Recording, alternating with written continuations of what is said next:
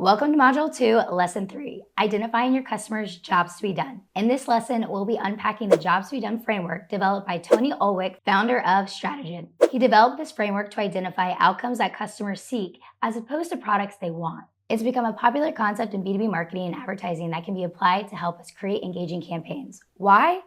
Because people buy products and services to get a job done, not just to buy another thing like your cat hoarding grandmother. By understanding why our customers buy or hire our company, it puts them and their life at the heart of your advertising story.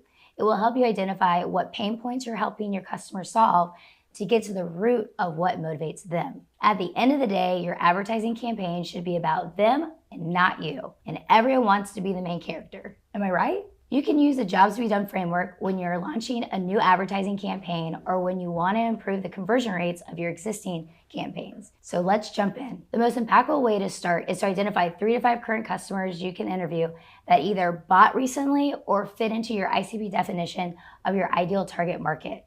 Remember the buyer persona lesson? This will be your best friend to help you identify the right people to interview. And once you've identified those customers, use this interview matrix when chatting with them. This will be the key information you're looking to uncover to get the right golden nuggets to make the campaign shine.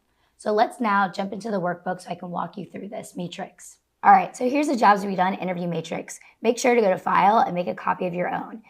So with all of your 5 customers, you can label them on the left-hand rail. And then strategically, you can ask them questions to identify, number 1, the situation and pain points that they're going through, their motivation into why they particularly wanted to look into your service, what triggered them to really move forward with your service, what's the ideal outcome that they're looking for, and then really, what are the other competitors that they were evaluating? And then here's the last column. This is probably my favorite because it also details their personality characteristics, like the DISC personality. You can use different resources to find that, and there's really cool ones like Crystal Knows that will scrape their LinkedIn profile to give you their DISC type, but it will label how they like and prefer to be communicated with and their style and tone, because this will ultimately influence the messaging that you can create for each customer. Here's some helpful interview questions as well. So let's actually show you a real case scenario. Let's take Spotify, for example. I love Spotify. So if I were doing an interview with a Spotify customer, this is kind of how it would look like, right? So with their situation and pain points, the customer could probably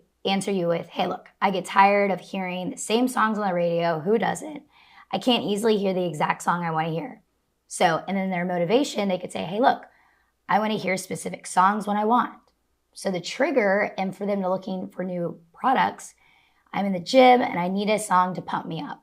So their ideal outcome would then be, I want to listen to music, I choose anywhere and everywhere. In order to do that, they're evaluating different solutions. So they could be evaluating, well, they've got the radio, they've got XM radio, they've got Pandora, Apple Music, or they can sit in silence. Those are all the competitors that they're evaluating. All right, and in the last column, this is all their personality characteristics. So you can label their DISC personality, and right here you can see like they have a trailblazer ID personality. So that just means, look, they like confident style with a mix of informality and formality, which gives them attention. We label the pace, the tone, the tactics to win, they like strong words, focus on results, respectful confidence. All of this will help you really understand your personas and your customers to really build that Jobs to be Done interview matrix. And if I were Spotify, this is how I would really build an ad to serve those specific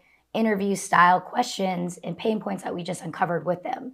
So here's a great example. Teach your old stereo new tricks. Here's another one. The best thing to happen in cars since the stereo. So I think you get the point that we used all of these interview questions in the matrix to really understand what's really motivating them so we can really hit on what's going to trigger them to look into our product. So the main takeaway is that you can make your ad campaigns even stronger when you know what job your customers are hiring your product or service to take care of.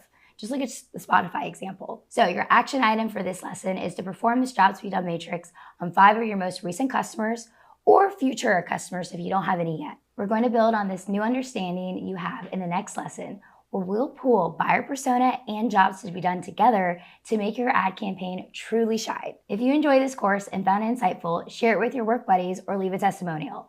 We want to change the lives of so many more marketers, so make sure to share. I'll see you in the next lesson.